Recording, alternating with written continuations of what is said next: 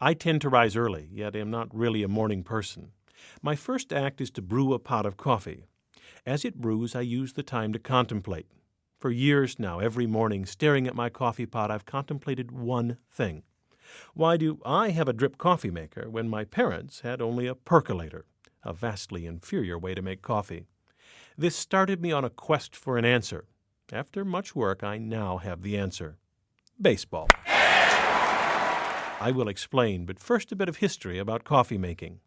Today's machines are automatic drip coffee makers. This is the best way to make coffee, but until now it's been too demanding to do well.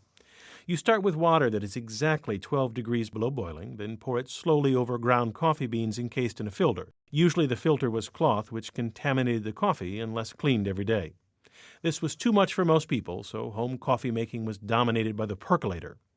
The percolator had the virtue of being automatic, but the negative was terrible coffee, often described by coffee lovers as sludge. We all love hearing the perk of a percolator, but it's actually a bad thing. The perk comes from the boiling water, which is too hot for making good coffee. Each time the water perks through the grounds, the coffee becomes more bitter. A taste so bitter that the percolator drove coffee sales to an all-time low by the mid-1960s. In that decade, the Bunn Company of Springfield, Illinois, perfected an automatic drip coffee maker for restaurants. They replaced the cloth filter with a disposable paper one, and they perfected a way to boil the water and cool it slightly before dripping it slowly through the coffee beans. This restaurant model made 5 pots at once, but it opened the door to making a home version. In 1972, Vincent Marotta of Cleveland, Ohio, designed the Mr. Coffee machine, the first home drip coffee maker. The key to its success was baseball. Marotta felt he needed a big name to turn generations of percolator users onto drip coffee makers. Marotta, who'd played with the St. Louis Cardinals, turned to his hero, Joe DiMaggio, the pride of the Yankees.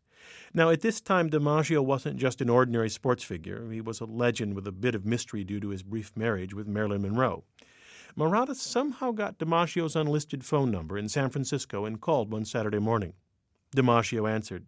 After Marotta pitched his ad campaign, DiMaggio told him he'd just won a Mr. Coffee machine in a golf tournament and said his sister is making coffee with it right now. Yet the ex-baseball star wasn't interested in being in a commercial, saying, "I don't do that kind of work." The next day, Marotta and his wife flew to San Francisco, where Marotta called DiMaggio again and invited him to lunch. DiMaggio agreed. During lunch, Joe DiMaggio's expression barely changed, yet when they shook hands after the meal, he agreed to make the commercials. And these commercials, with the integrity of Joe DiMaggio behind them, put Mr. Coffee on the map and coffee makers into nearly every American home. Watch this Engineer Guy video to see the ingenious pumping mechanism in a coffee maker.